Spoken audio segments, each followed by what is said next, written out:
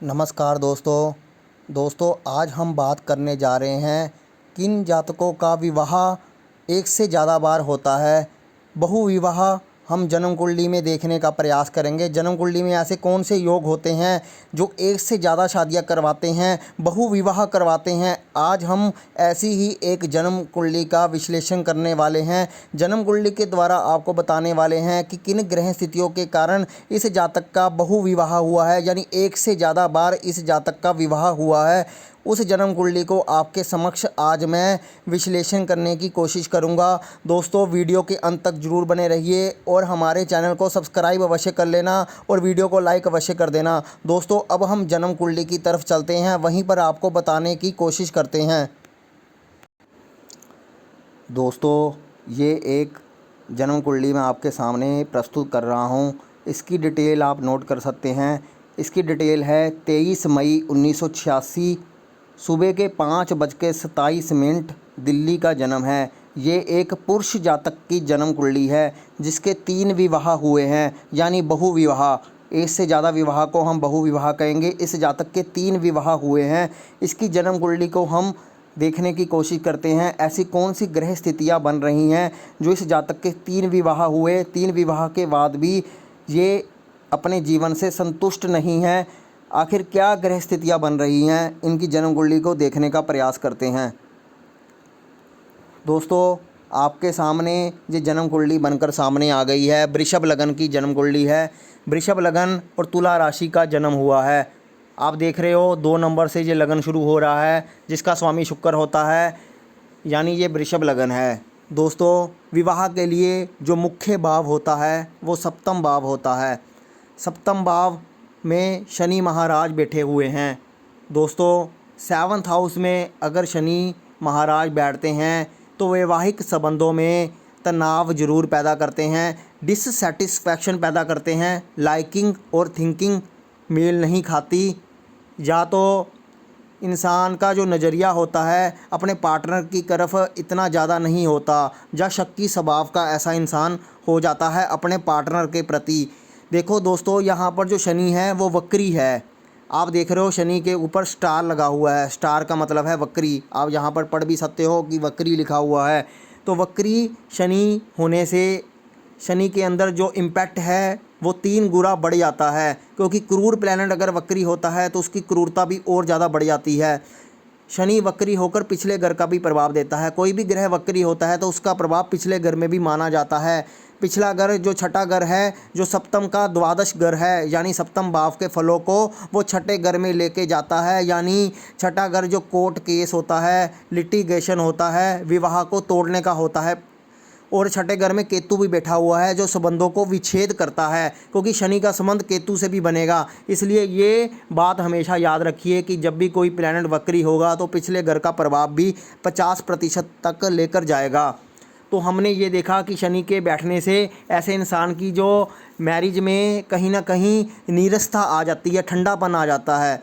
तो पहला पॉइंट हमें ये मिलता है। दूसरा हमें ये देखना है कि सप्तम भाव का स्वामी, दोस्तों सप्तम भाव का स्वामी यहाँ पर मंगल बनता है, और मंगल इस जन्म कुंडली में 8वें घर में बैठा हुआ है। 8वां घर आप देखते हो कि अच्छा भाव नहीं होता, तो सप्तम भाव के स्वामी का 8वें घर में जाना अच्छा नहीं है। यहाँ पर जो सप्तमेश मंगल है वो धनु राशि में बैठी हुई है। धनु राशि में मंगल बैठा हुआ है।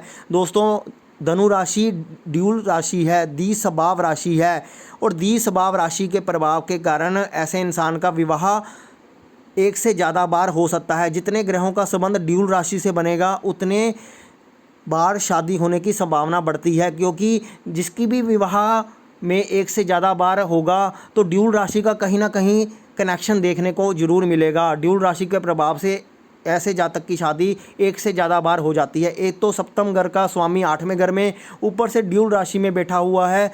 और सबसे महत्वपूर्ण बात, अगर हम विवाह का देख रहे हैं तो विवाह के कारक शुक्र को देखना जरूरी है। पत्नी के कारक शुक्र को देखना जरूरी है। उसके देखे बिना गाड़ी आगे नहीं चल सकती। हम सप्तम में शनि तो देखकर अनुमान नहीं लगा सकते। सप्तम को देखकर हम शनि से ये नहीं कह सकते कि इस जातक की वैवाहिक जीवन खराब होगा, वैवाहिक जीवन में तलाक होगा ही होगा। अकेला शनि से नहीं कहा जा सकता। उसके लिए सप्तम भाव के स्वामी और कारक को देखना जरूरी है।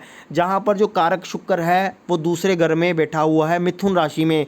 दोस्तों मिथुन राशि भी द्वि स्वभाव राशि है, ड्यूल राशि है, बुध की राशि है, ड्यूल राशि है। तो सप्तम भाव का स्वामी भी ड्यूल राशि में बैठा है, सप्तम भाव का कारक भी ड्यूल राशि में बैठा है। तो इस हिसाब से यहाँ पर हमें दिखाई देता है कि इस जातक की एक से ज़्यादा शादियाँ होंगी। और दोस्तों इतना ही काफ़ी नहीं है, शुक्र जो बुध की राशि मिथुन में बैठा है वो बुध से राशि परिवर्तन भी करता है। आप देखोगे कि बुध वृषभ राशि में है, शुक्र मिथुन राशि में है, इसलिए शुक्र और बुध का राशि परिवर्तन भी यहाँ पर माना जाएगा। राशि परिवर्तन से बुध का प्रभाव शुक्र पर भी पड़ेगा और बुध का प्रभाव मंगल पर भी पड़ेगा। जब परिवर्तन करेगा तो बुध दूसरे घर का प्रभाव लेगा, जिससे उसकी दृष्टि 8वें घर में बैठे हुए मंगल पर भी जाएगी और शुक्र से भी वो संबंध बनाएगा। यानी बुध शुक्र और मंगल के कारकत्वों में वृद्धि कर देता है, क्योंकि बुध का काम है मल्टीप्लाई करना, एक से ज़्यादा बार करना।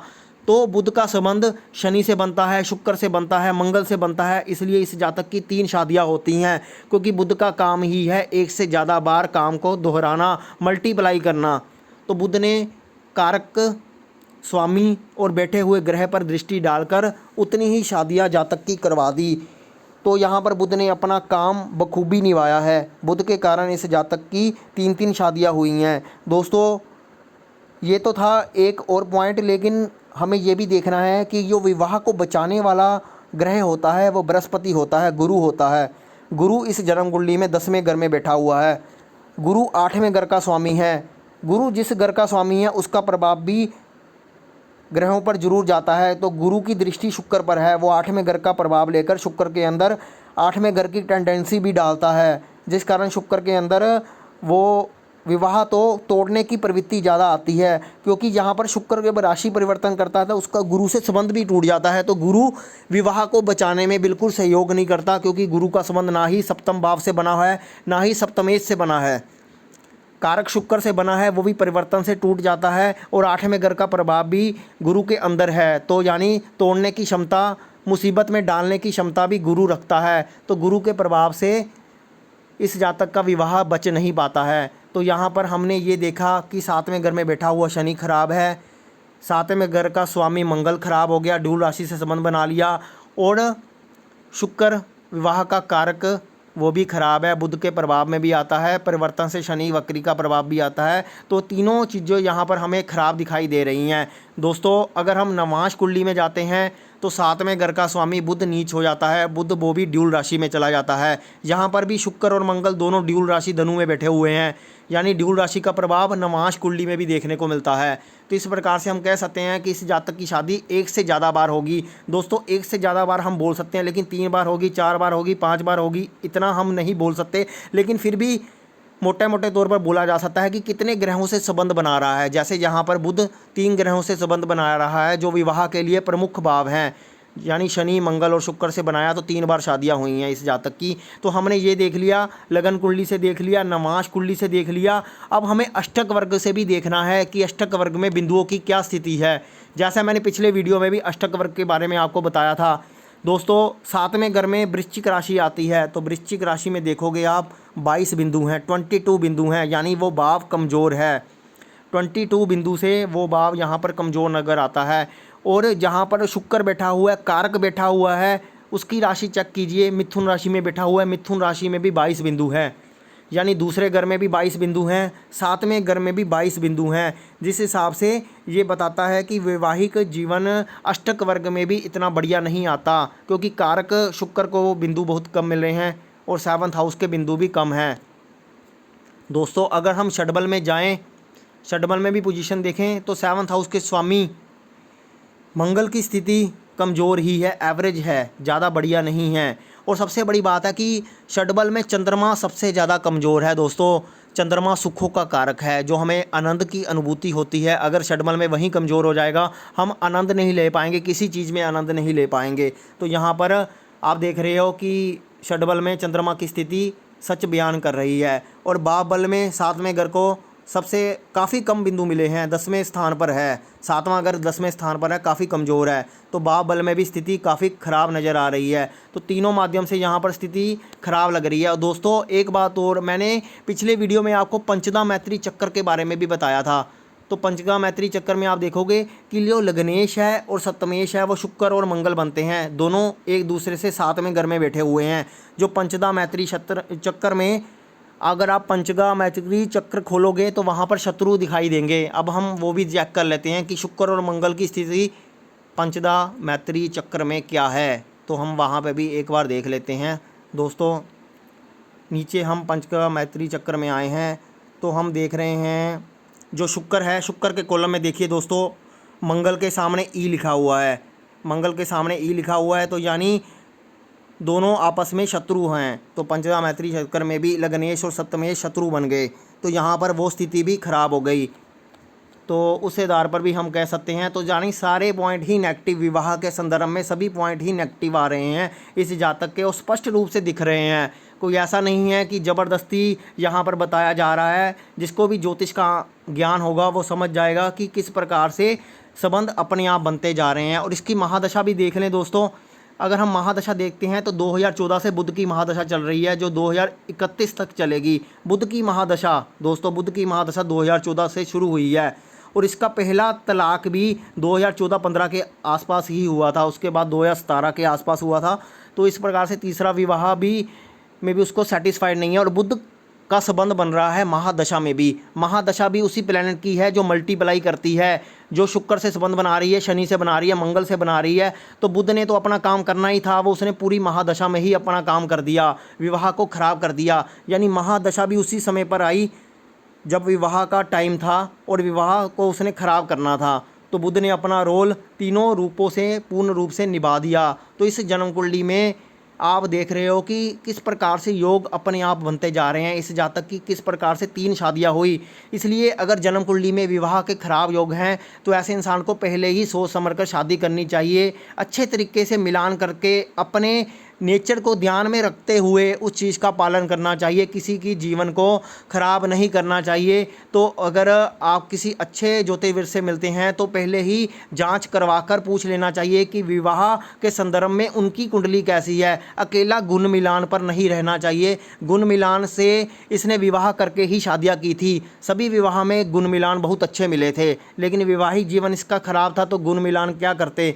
तो मैंने हमेशा कहा है कि गुण मिलान कभी मत देखिए, हमेशा कुंडली मिलान देखिए। कुंडली में ग्रह की क्या स्थिति है, उसकी पर्सनल कुंडली, उसकी वाइफ की कुंडली, दोनों को देखिए कि क्या आपस में अंडरस्टैंडिंग बनेगी, इसका वैवाहिक जीवन कैसा है।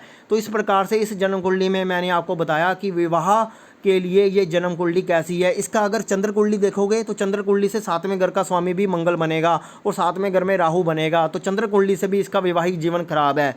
तो इस प्रकार से सभी स्थितियाँ वैवाहिक जीवन के लिए बिल्कुल ख़राब नज़र आ रही हैं। तो दोस्तों इस वीडियो में मैंने पूर्ण रूप से आपको बताने की कोशिश की है कि विवाह एक से ज़्यादा बार किस प्रकार से होते हैं, कौन से ज्योतिषीय योग होते हैं जो बहु विवाह कराते हैं, किस प्रकार से ड्यूल राशियों का संबंध बनता है, बुध का संबंध बनता है और बाकी ग्रहों का क्या संबंध बनता है, शुक्र की क्या स्थिति बनती है। तो उम्मीद करता हूँ आपको ये वीडियो पसंद आया होगा। अगर आपको ये वीडियो पसंद आया तो कृपया वीडियो को लाइक अवश्य कीजिए और चैनल को सब्सक्राइब अवश्य कीजिए। धन्यवाद दोस्तों।